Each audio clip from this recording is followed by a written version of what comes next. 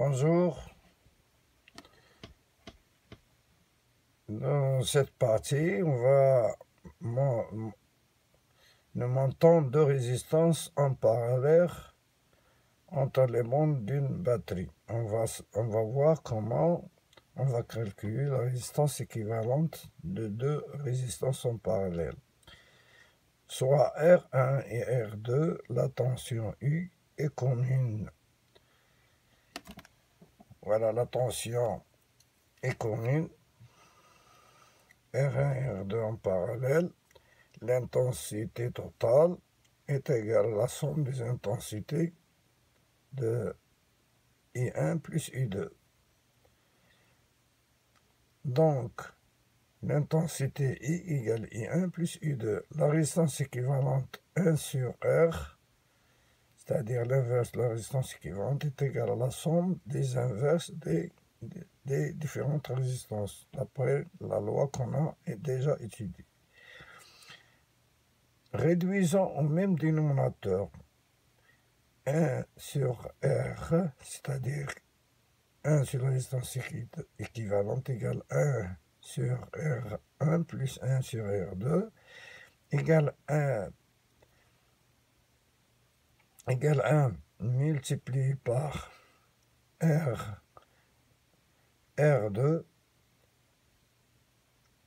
divisé par R1, R2 plus 1 multiplié par R1 divisé par R1, R2 égale à R1 plus R2 sur R1 multiplié par R2. Et 1 multiplié par R1, R2 égale R, un facteur de 1R plus R1 plus R2. D'où la résistance équivalente est égale à 1 multiplié par R1 multiplié par R2 sur R1 plus R2 égale R1 R2 sur R1 plus R2. D'où la résistance équivalente de deux résistances en parallèle est égale au produit des deux résistances divisé par la somme, c'est-à-dire R1 plus R2. Donc, la règle, quand deux résistances sont montées en parallèle ou en dérivation, la résistance équivalente RE est égale au quotient de leur produit par l'ensemble. Figure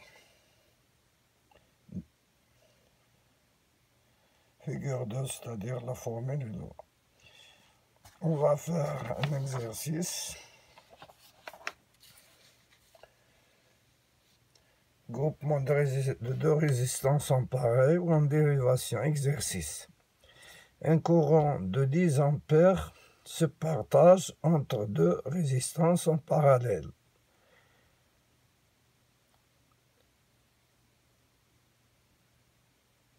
De 3 et 12 ohms.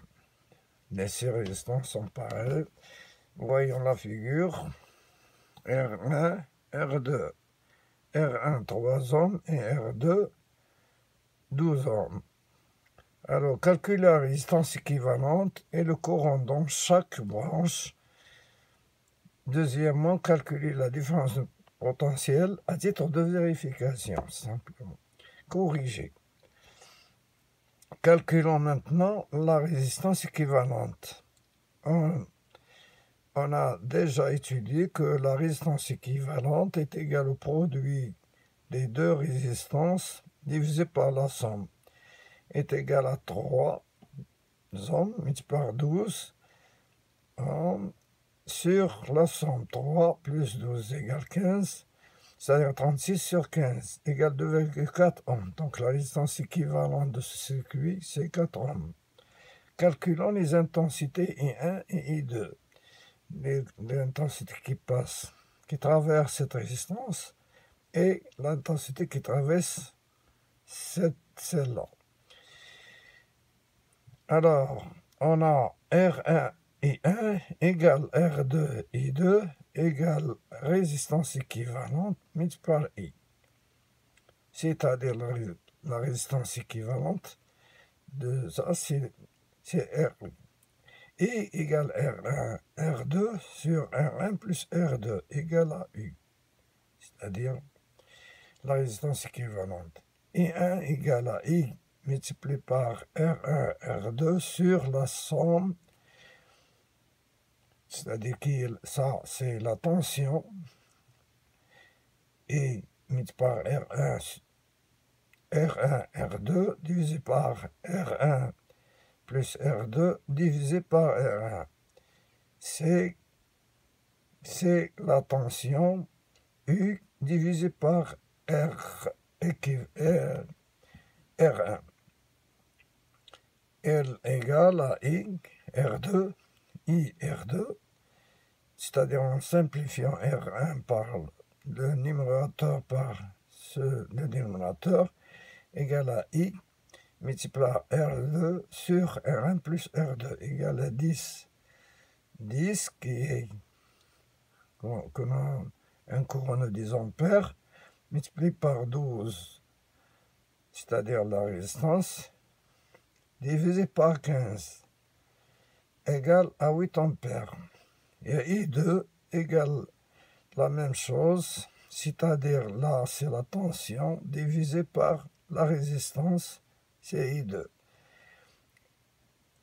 C'est-à-dire I multiplié par R1, R2 sur R1 plus R2 qui est la résistance équivalente, égale à U divisé par R2, égale I multiplié par R1, c'est-à-dire on a simplifié R2 par R2, et R1 divisé par R1 plus R2 égale 10 fois 3, égale 30, divisé par 15 égale 2 ampères.